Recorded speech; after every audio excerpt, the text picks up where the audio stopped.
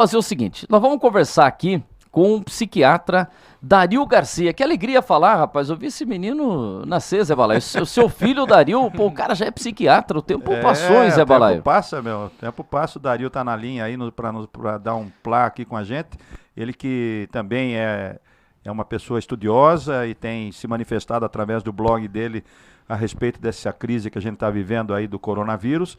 E ele me mandou alguns textos mais recentes e eu, conversando com ele, falei do seu convite para ver se ele participaria do programa. Ele falou que tudo bem, que estaria à disposição.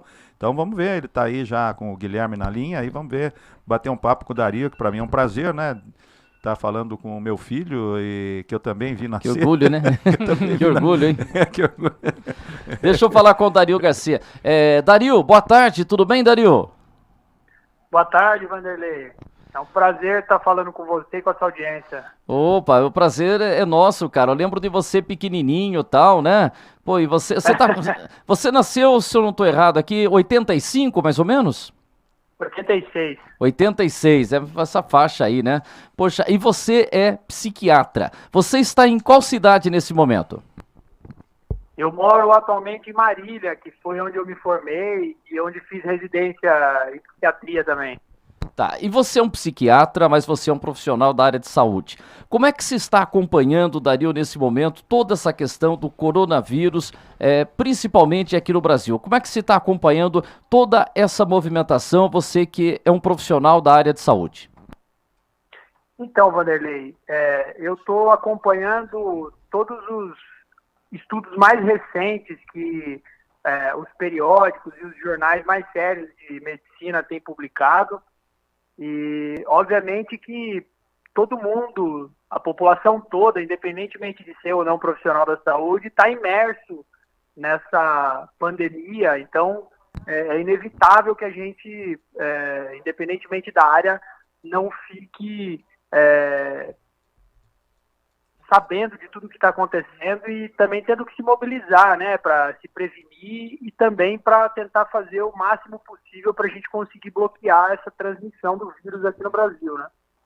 Pois é. E o que você tem observado, essa questão do isolamento? Aí tem gente que fala o seguinte, demorou para começar. E tem gente que fala, começou muito antes. Como é que você está vendo essa atuação do governo brasileiro com as medidas que estão sendo tomadas aí nas últimas horas? Então, Vanderlei, eu estou no grupo das pessoas que acham que demorou para começar a fazer aquilo que tem que ser feito. Se a gente considerar o que a OMS está recomendando e o que a maioria dos países que já passaram por essa fase inicial que a gente está e que estão enfrentando situações difíceis, justamente porque não fizeram o que a gente tem condição de fazer agora, quando estavam na nossa situação, a gente considera que o Brasil está atrasado nessas medidas. Então, o que o Brasil já deveria ter começado, o que o Brasil já deveria ter feito há 1 ou 2 semanas atrás, na sua opinião, Dario? O Brasil já teria que ter fechado todas as escolas e universidades, isso em todo o território, não é só nas regiões onde mais está tendo caso, como São Paulo e Rio de Janeiro. O Brasil todo já teria que ter fechado as escolas e universidades. As pessoas todas que estivessem apresentando sintomas suspeitos de coronavírus deveriam ter sido testadas e isoladas imediatamente.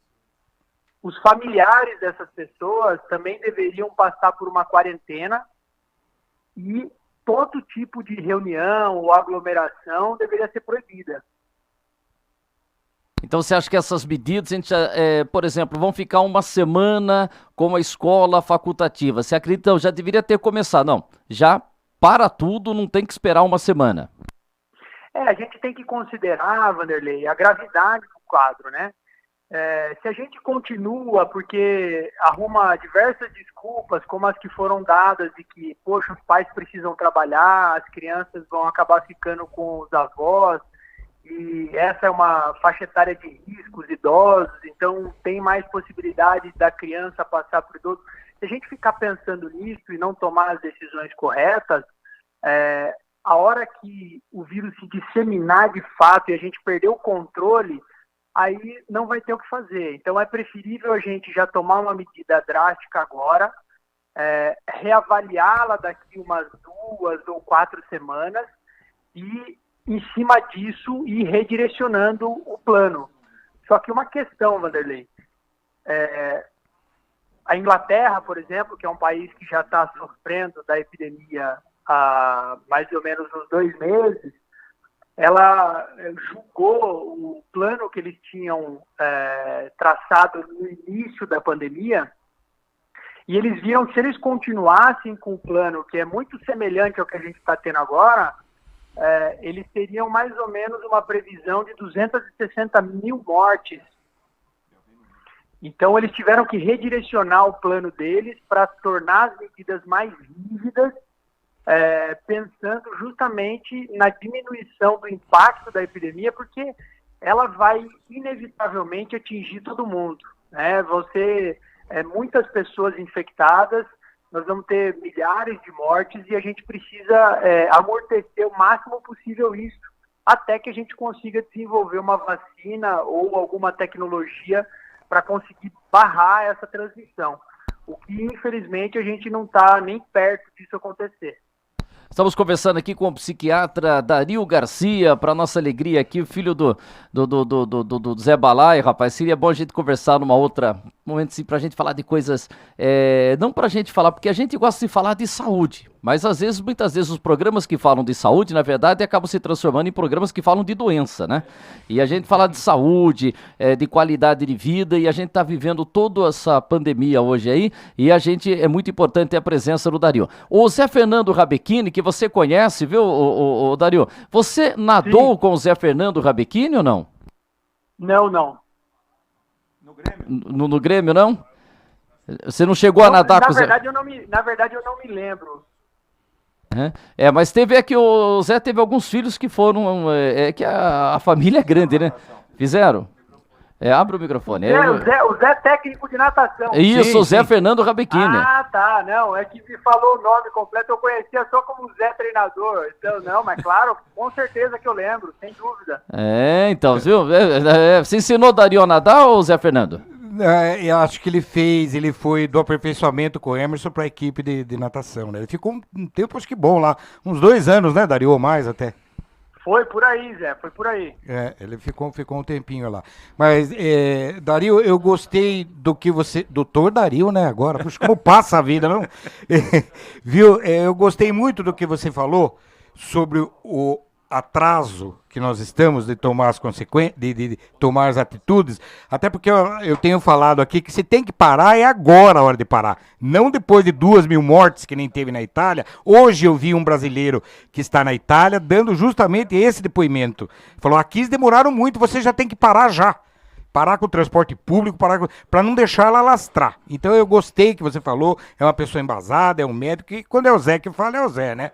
Então eu fiquei bastante contente e acho que todas as vezes que você tiver oportunidade, fale, e eu todas as vezes também vou falar, mesmo sendo o Zé. E eu acho que nós estamos realmente muito atrasados nessa parte. Nós tínhamos que já ter parado. Mas as consequências vão vir mais tarde. Precisa esperar 2.000 pessoas, 3.000 pessoas morrer, para depois sofrer as consequências que virão. Então já corre, já segura tudo. Ele comentava que na Itália só se trafegam caminhões com necessidades para o país não parar, ou seja, alimentos, remédio, coisa desse sentido para o país não parar. O restante é para ficar em casa. Inclusive eles multam. Você tem que ter um papel para poder sair. E ele comentava que já existia quase 28, quase 30 mil processos. Eles estão correndo risco de serem presos, porque saíram sem esse papel e a população denunciou. Então nem isso estão podendo. Por quê? Para tentar conter o caos que eles fizeram. Então eu acho que importante isso que você falou e espero que não sei de que forma chegue isso no ouvido das nossas autoridades que estão preocupadas em dizer ainda que é uma gripinha só. O assunto é muito mais sério, né, Dario?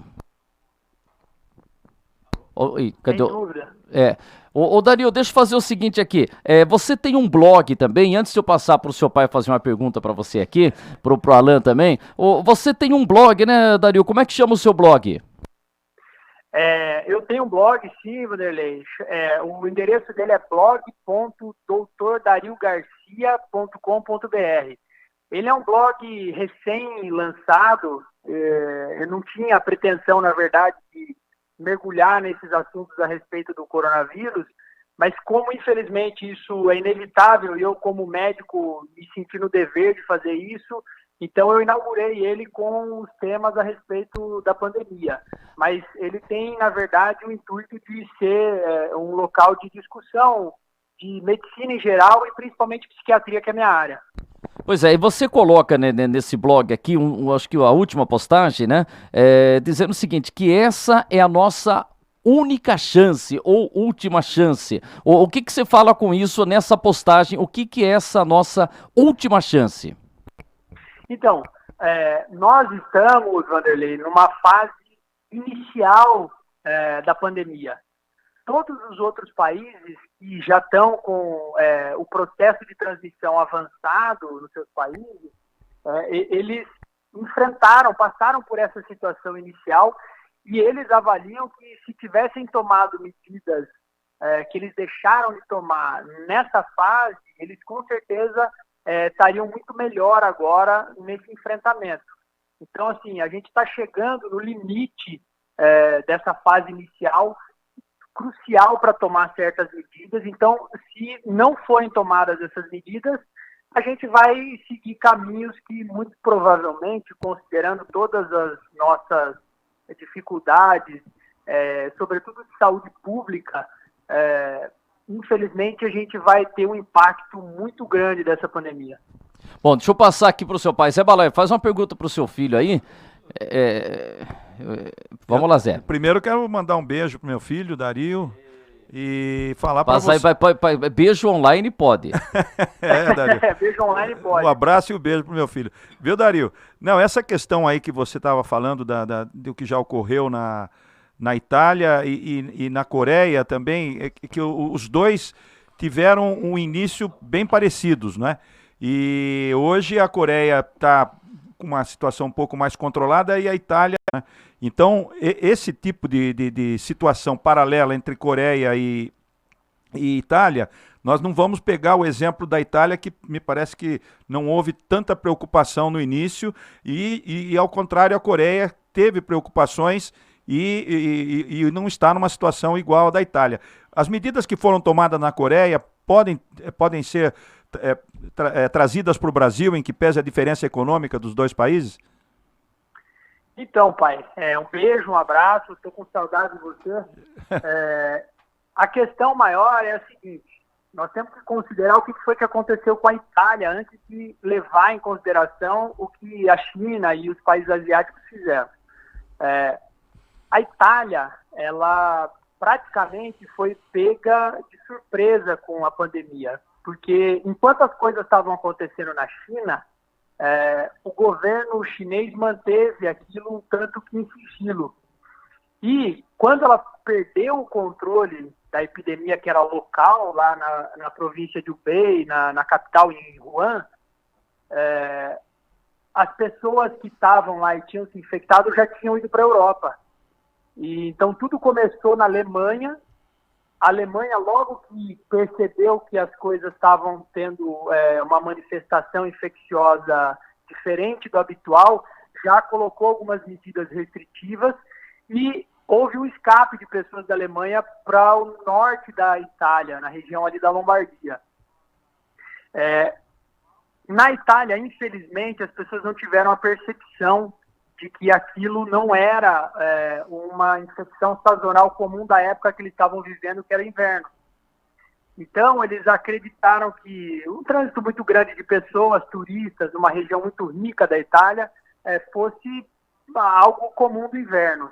E quando eles realmente se deram conta de que aquilo era uma infecção, uma epidemia, infelizmente já tinha se alastrado por todo o norte. Eles tentaram algumas medidas drásticas de contenção, mas as pessoas se desesperaram, entraram num pânico. acabaram furando esses bloqueios e aí o caos se instalou.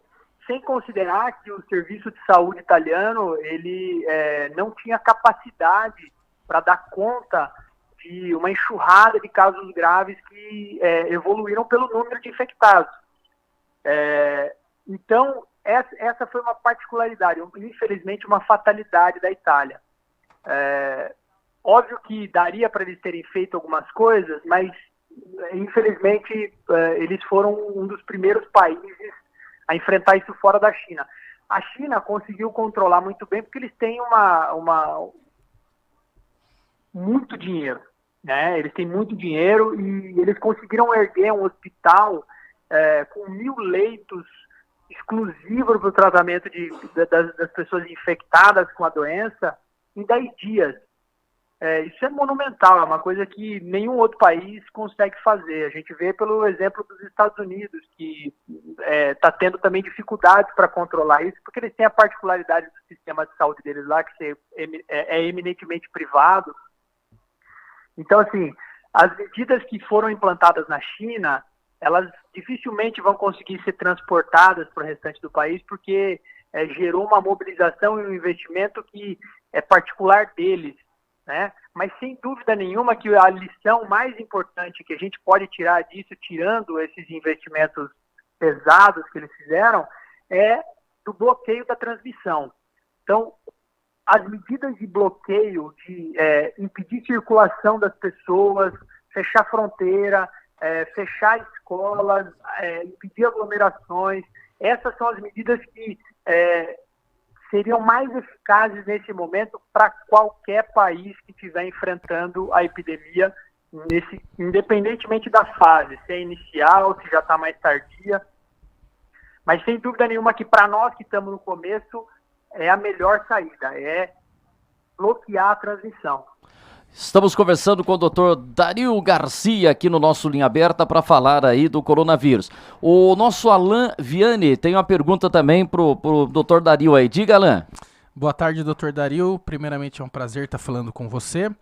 Dario, você como psiquiatra, como que você vê esse confinamento das pessoas agora, tendo que ficar em casa? Como que você vê isso psicologicamente? Que dicas você dá para eles ficarem calmos em casa? Boa tarde, Alan. É uma pergunta muito importante. Nós temos que ter a consciência de que realmente o isolamento em si, ele é restrito às pessoas que apresentam sintomas, né? Então, se isolar completamente das outras é para quem está com sintoma respiratório. Sim. Depois a gente pode até discutir um pouco mais a respeito de quais são esses sintomas. Mas, via de regra, quem está apresentando sintoma essas tem que ficar realmente isoladas, usando máscaras e evitar o contato com a maioria das pessoas. Ficar em casa mesmo. Ter ali alguns familiares para poderem ajudar, mas o mínimo de contato possível. Agora, quando a gente fala da restrição de contato social, isso sim é o que é preconizado para a população inteira. Então, isso significa o quê? A gente parar de se reunir em festas, em bares, em shows. Aquele churrasquinho, né, de final de semana. Eventos esportivos, tudo aquilo que gera uma grande aglomeração de pessoas. Isso, obviamente, que vai implicar nas pessoas ficarem mais em casa, com seus familiares e tal. Eu, particularmente, como psiquiatra, vejo que pode haver um impacto, porque as pessoas, principalmente aqui no Brasil, a gente tem uma cultura de se socializar, de estar sempre em contato com outras pessoas e tal. Mas não vai ser um isolamento que as pessoas vão ficar ilhadas sem ter contato com as outras. A gente vai ter contato com os familiares. As redes sociais, elas ajudam muito, né, nesse contato, pelo menos online, né? Desculpa, não ouvi. As redes sociais, elas ajudam muito nesse confinamento, né? Sem dúvida.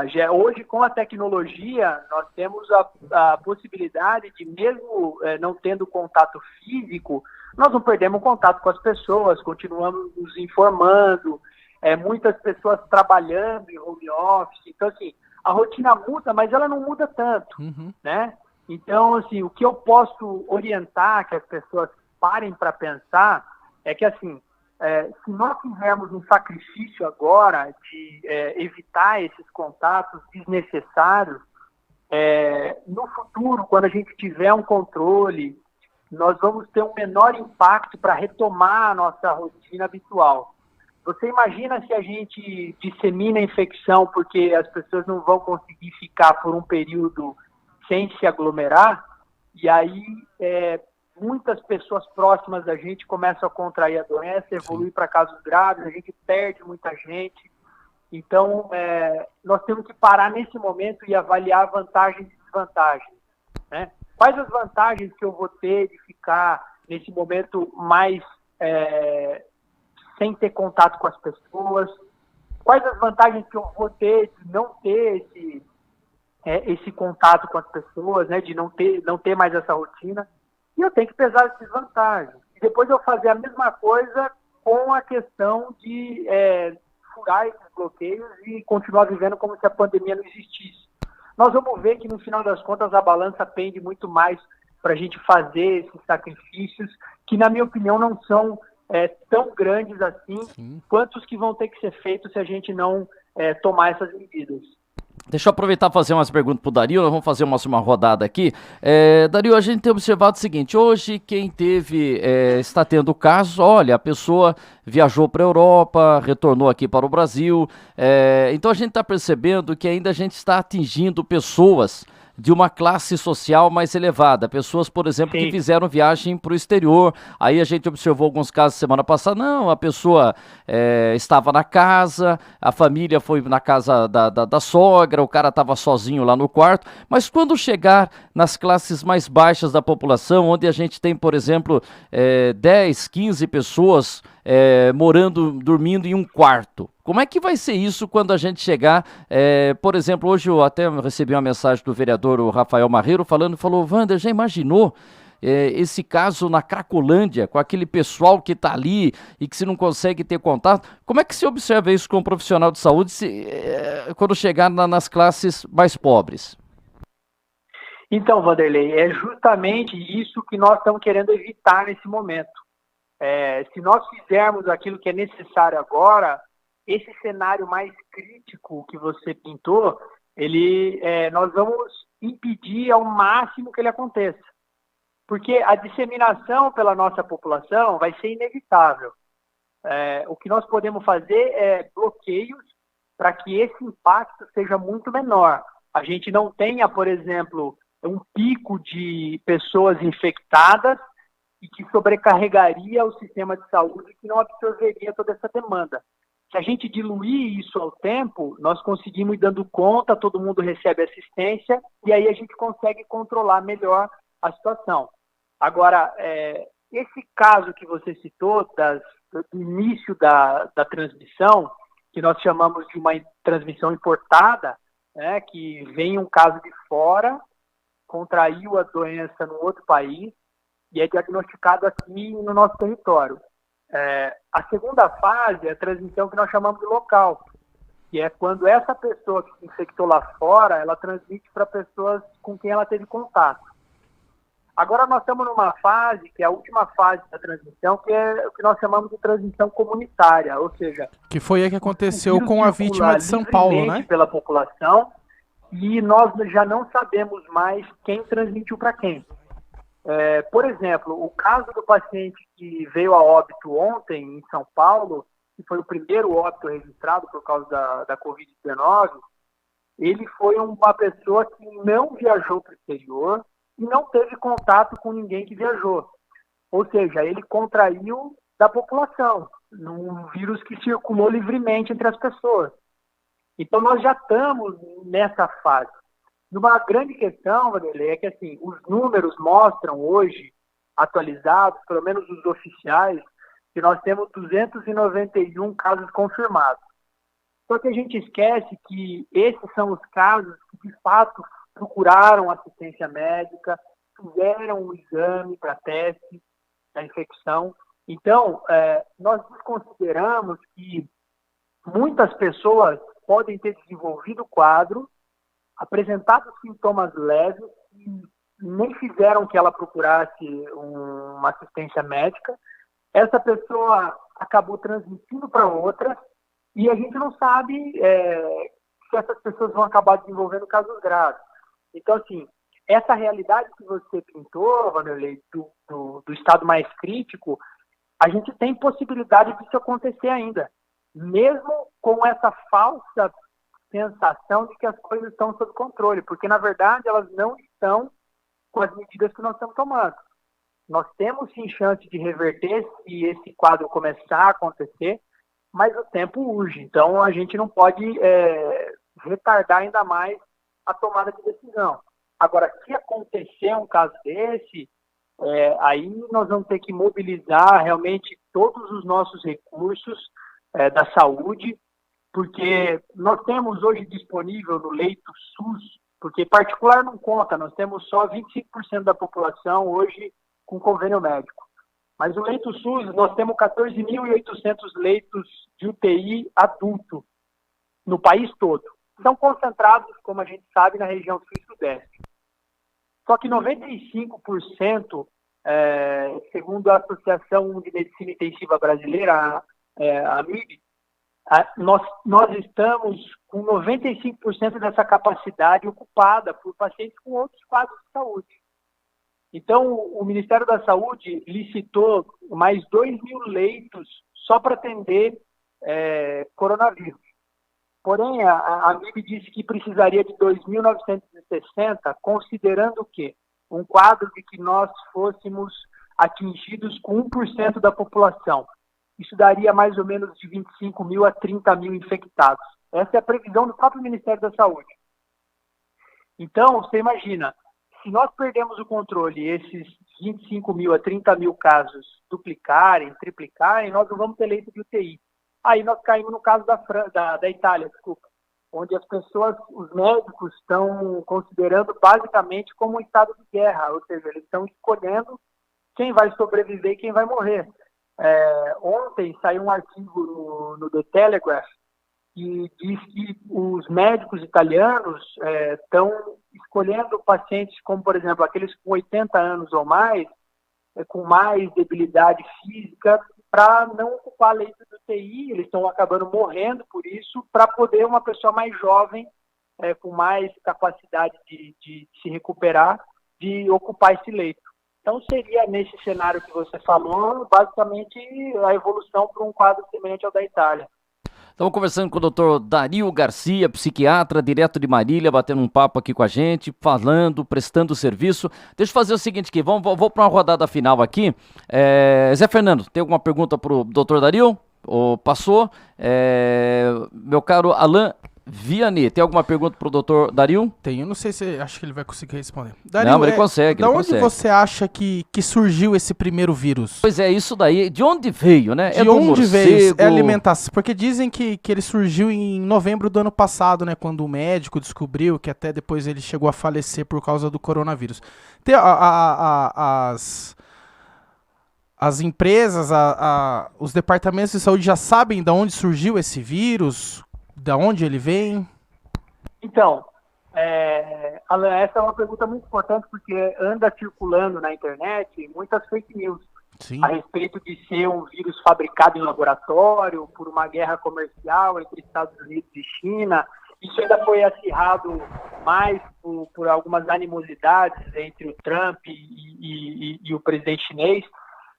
Mas, assim, esse é um vírus natural, não tem nada de fabricado, não tem nada de laboratório.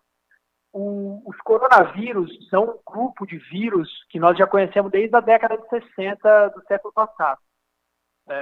Ele é um vírus que tem um reservatório natural em animais silvestres, como, por exemplo, camelos, morcegos, o pangolim, que é um mamífero escamoso, o único mamífero que possui escama, que ele é da região asiática. Pangolim. Ele é semelhante ao nosso tatu.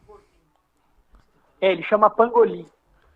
E lá na China, as pessoas costumam ter hábitos alimentares particulares. Eles, em alguns mercados, eles vendem morcegos para consumo humano, vendem esses pangolins e tal.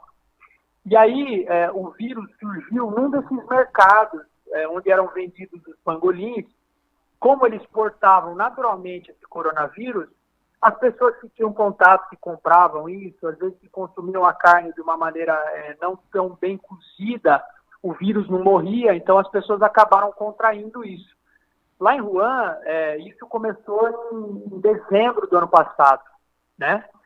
O vírus tem uma similaridade com outros coronavírus que já causaram epidemias no passado, né? Esse vírus nosso atual, ele é semelhante ao mesmo coronavírus que causou uma pandemia bastante grave entre 2002 e 2004, principalmente na região da Ásia, mas também houve casos no Canadá, da famigerada SARS, né, que é da Síndrome Respiratória Severa Aguda, que matava 10% de quem era cometido. Foi bastante grave, a gente não lembra porque não teve casos aqui na América do Sul, mas ele tem 85% de similaridade com esse vírus.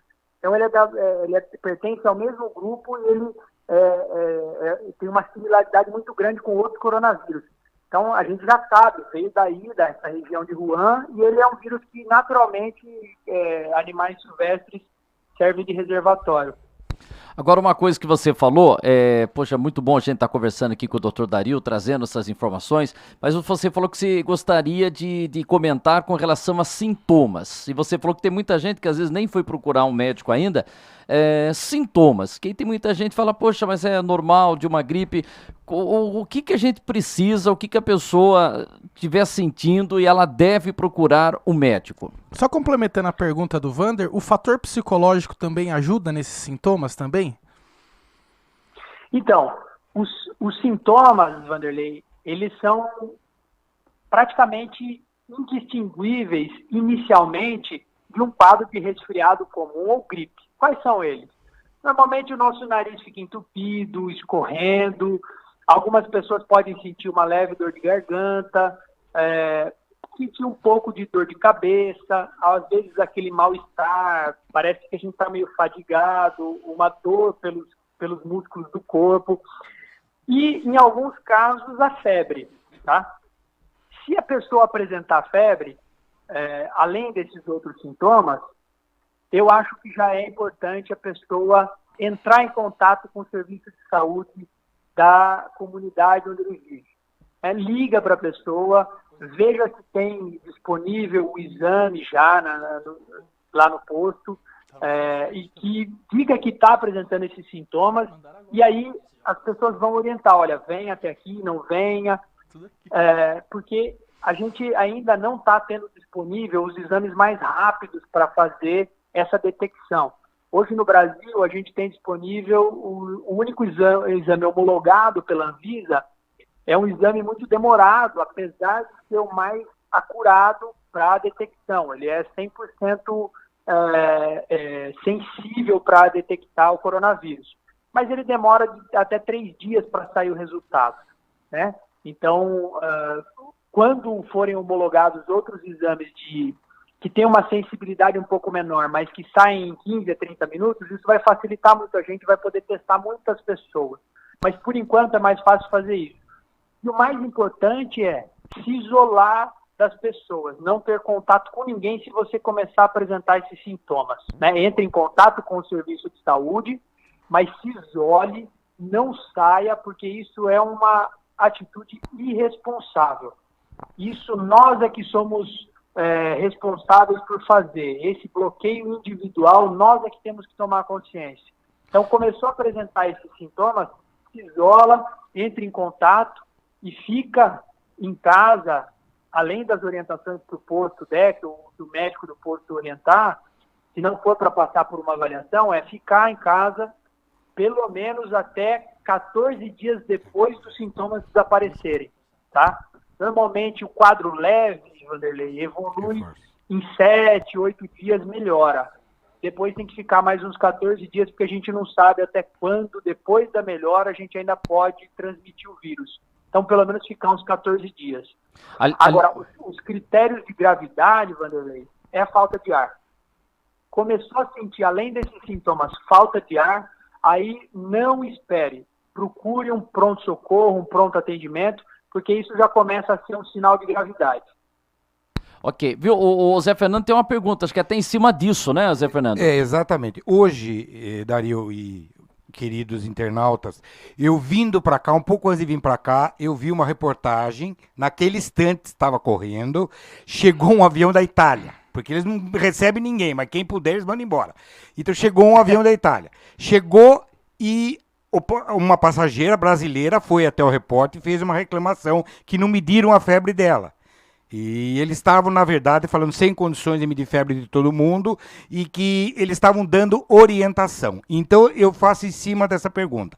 Veio um parente, um amigo, alguma coisa que veio, ou de um lugar que está tendo problema.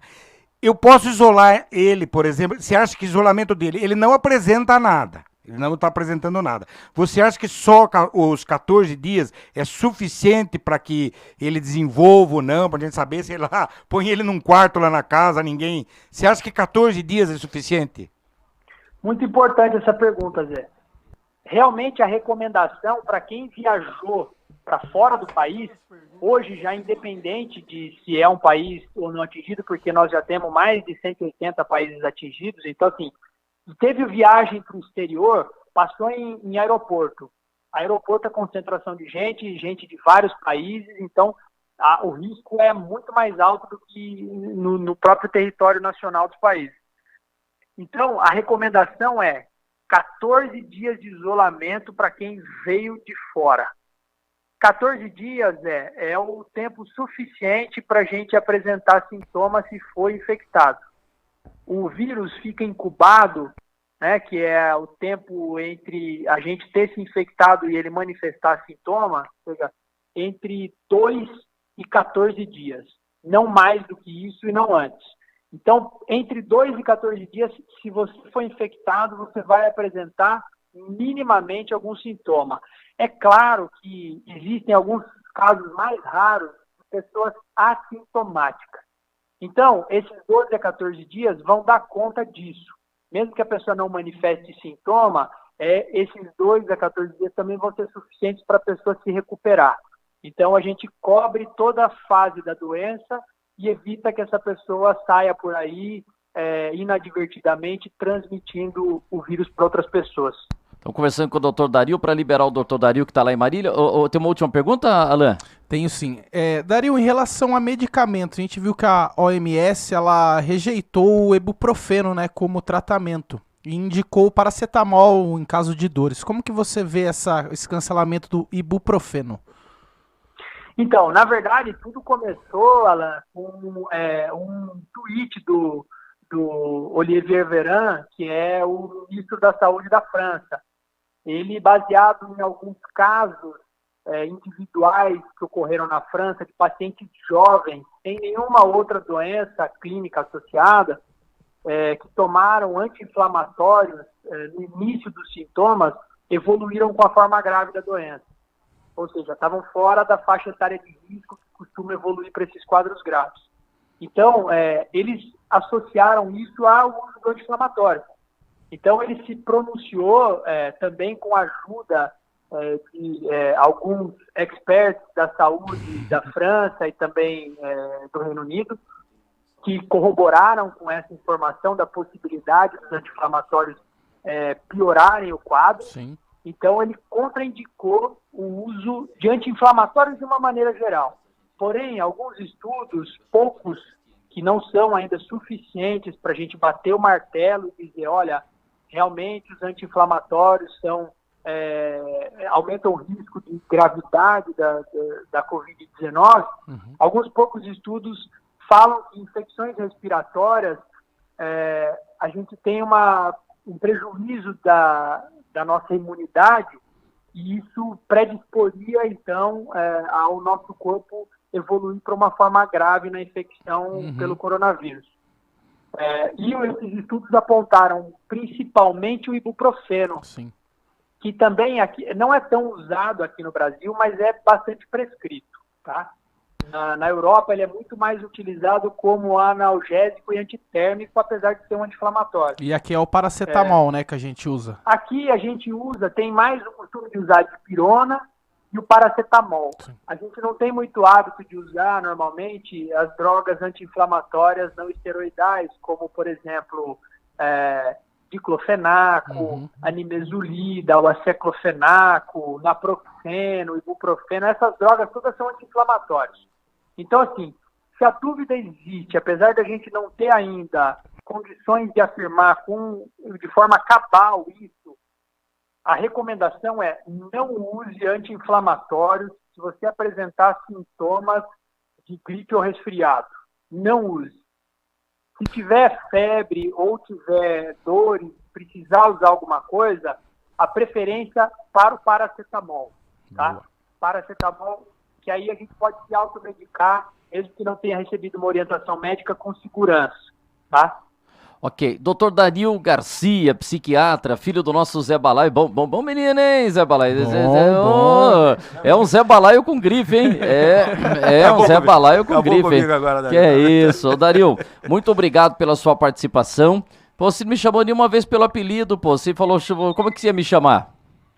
Pica-pau. Pica-pau. Eu lembro que quando eu era pequeno, Vanderlei, que meu pai falava muito de você, ele sempre falou que vocês eram grandes amigos e ele só se referia a você como Pica-Pau. Eu lembro que na época você era comentarista esportivo e aí ficou isso pra mim na cabeça. Eu até perguntei pro meu pai, falei, eu chamo ele de Vanderlei ou de Pica-Pau? É verdade, porque eu era magrinho, narigudo, chamava de Pica-Pau. Eu era comentarista de futebol, narrava futebol. Agora eu tô narrando o coronavírus, a fase que nós estamos, viu? Que fase, que mas nós vamos sair disso daí. Dario, passa de novo o seu blog aí. Vou contratar você lá pro meu site, viu? Vamos colocar você. Como é que é o... Vamos linkar o site. Vamos linkar. Meu blog no site. Linkar pode, né? Não transmite coronavírus, né? Não. E vamos transmitir informação, isso que é muito importante. Como é que é o endereço do seu blog lá, doutor Dario? É blog.doutordariogarcia.com.br. Joia, alguém tem mais uma colocação aí ou não? Viu, Dario? Só para efeito de dar uma informação a respeito do que ocorre no caso da pessoa que teve a doença. Nós tivemos um quadro no mundo de 170 mil infectados e 90 mil já estão curados, vamos dizer assim. Eles não correm o risco de contrair novamente ou você acha que isso não está ainda muito claro? Não, na verdade, uma vez infectado, as pessoas já não contraem mais a doença. Eles já adquirem de imunidade. E aí, isso é uma coisa importante, porque acontece o que nós chamamos na medicina de imunidade de rebanho.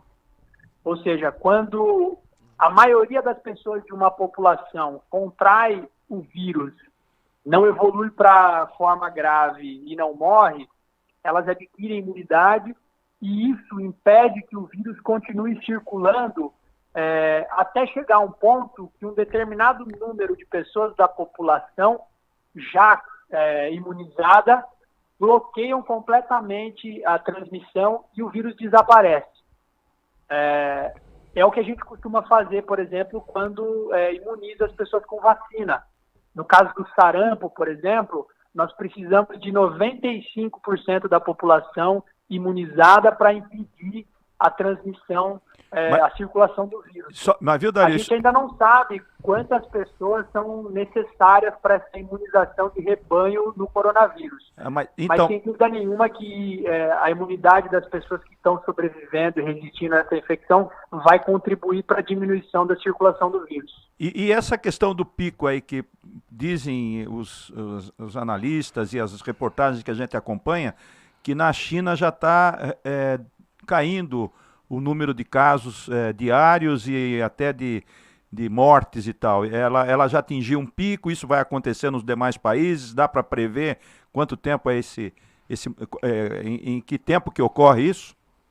Então, todas as epidemias, elas têm um movimento, né? Ela tem uma cinética de acontecimento, ou seja, ela se propaga de uma maneira que é previsível até matematicamente.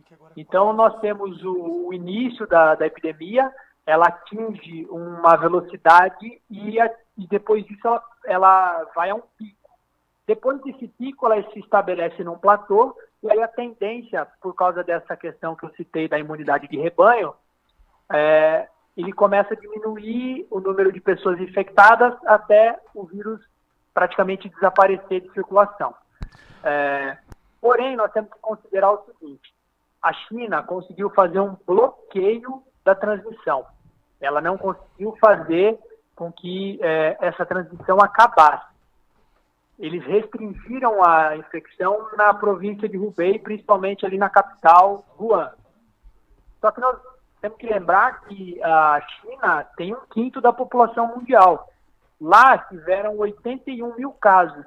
81 mil casos perto de mais de 1 bilhão de pessoas é quase nada. Então, assim, se eles descuidarem agora, a infecção volta a se alastrar, volta a crescer, os números voltam a subir. Então, assim, a gente está num período ainda muito delicado, não é motivo para se comemorar. Nós temos que ainda ter calma, alerta, porque a gente só vai conseguir realmente se tranquilizar e ficar mais tranquilo que a infecção não vai voltar quando a gente desenvolver uma vacina. Dario, doutor Dario, muito obrigado aqui pela sua participação. Tem muita gente que chama você de Dario? Nunca. Chama bastante. Porque é muito... Eu, às vezes, nem corrijo, mas, na verdade, meu nome é Dario, né? Ele não Dario. tem acento. Legal. É isso aí. Zé, libera seu filho, Zé. Fala, filho. Um abraço, meu querido filho, um beijo para você e para a Natália também. E a esposa. Espero encontrá-los, não sei se durante esse período, acho que não vai ser possível, né? Mas, de qualquer maneira, a gente vai se encontrar em breve aí. Tá joia. Obrigado, Dario. Sem dúvida. Vanderlei, muito obrigado pelo convite, muito obrigado, pai, muito obrigado, Zé, Alain e toda a sua audiência aí, Vanderlei. Legal. Obrigado, doutor Dario. Obrigado pela participação aí. Isso aí.